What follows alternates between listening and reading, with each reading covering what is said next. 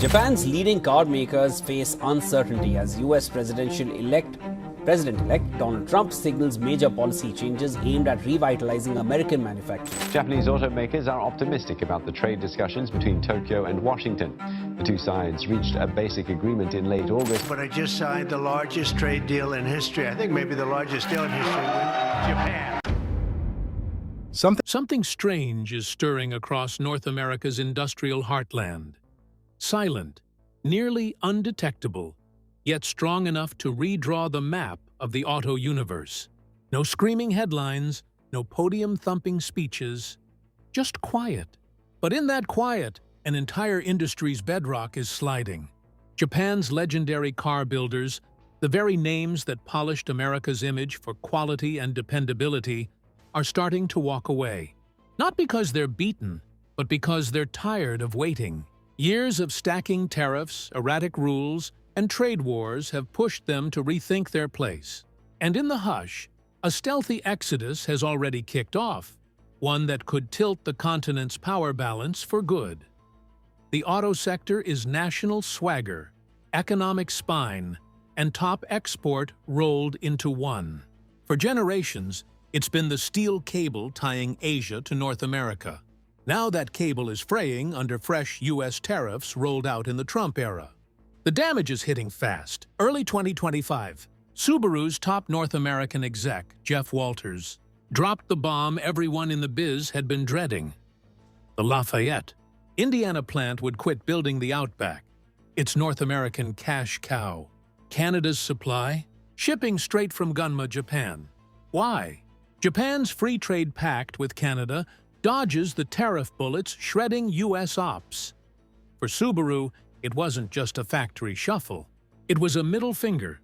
U.S. to Canada imports cratered over 50% in 1 year, plunging from 26% to 10%.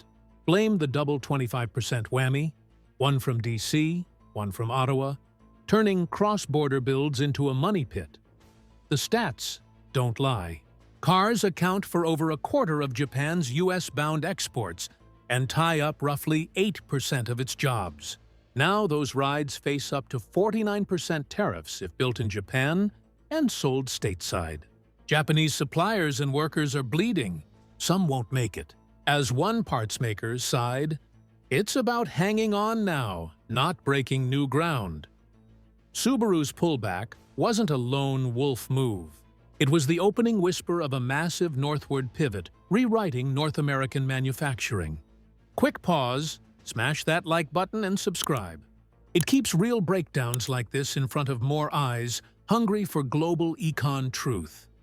Subaru lit the fuse. The rest followed. Behemoths like Toyota and Honda, plus scrappiers Mazda and Mitsubishi, started remapping supply lines, R&D nests, and assembly halls, ditching U.S. soil for Canadian. Ottawa's steady hand versus Washington's tariff rodeo?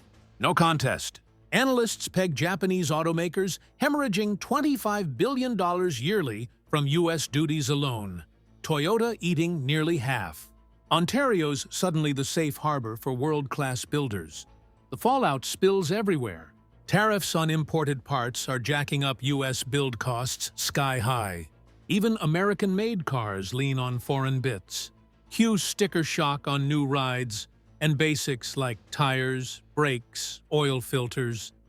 U.S. buyers grit teeth for pricier everything. Canada pounces. Toyota and Honda are bulking up hybrid EV lines up north, anchoring Asia's auto web in North America from Canadian soil. Mazda, Mitsubishi, Subaru?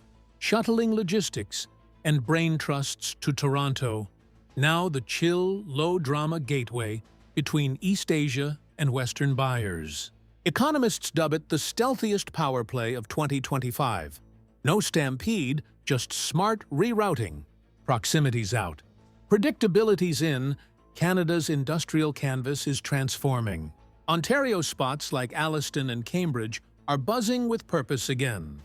Flashback to the 80s, when Japanese plants yanked the region from a manufacturing grave.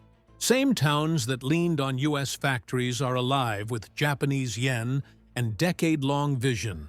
Ontario's got 7 Japanese auto sites, Japan's auto lead is Wave 1. Keep rolling? Electronics, renewables, high-tech next, where steady beats swagger. Investors crave calm amid trade storms. Canada's open-door vibe might be its killer export. This ain't just tariffs or tailpipes. It's the world's new route. Japan picked its lane. Who's next? And how long till America spots its own off-ramp? Drop thoughts below. Love this? Sub bell on. Catch you next time.